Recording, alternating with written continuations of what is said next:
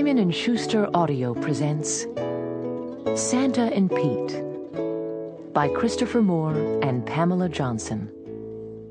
Read by Delroy Lindo.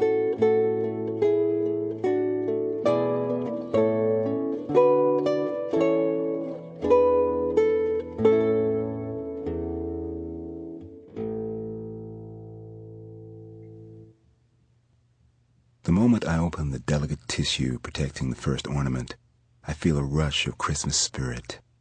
The little yellow bus with tiny faces peering out of every window doesn't look at all like the one my grandfather drove through the streets of New York City for nearly 30 years.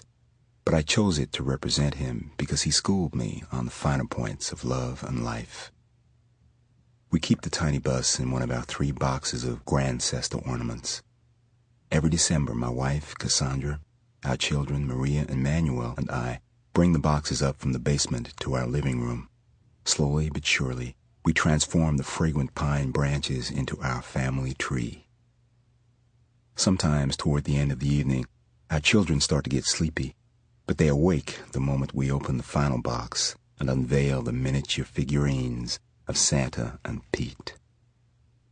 Cassandra, who is a professional potter, cast the 2 ornaments herself from porcelain.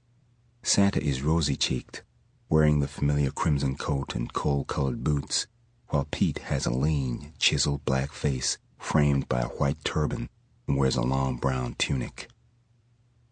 Everyone knows Santa. Many even know his real name is St. Nicholas, and that he was born a good 1,600 years before the first shopping mall. Fewer, however, know that he was a Christian bishop who traveled the world performing small miracles. As for Pete, history nearly leaves him out altogether. There's very little written of the many men like him, known as Moors, who came over from Africa and Arabia to rule Spain and parts of Portugal, France, and Italy for 7 centuries. They were mostly Muslims, and many were scholars, studying literature, geography, and mathematics. Of Pete, we know only that he was born a slave on a farm in Spain. In his youth, he taught animals to do amazing tricks without ever taking a whip to them.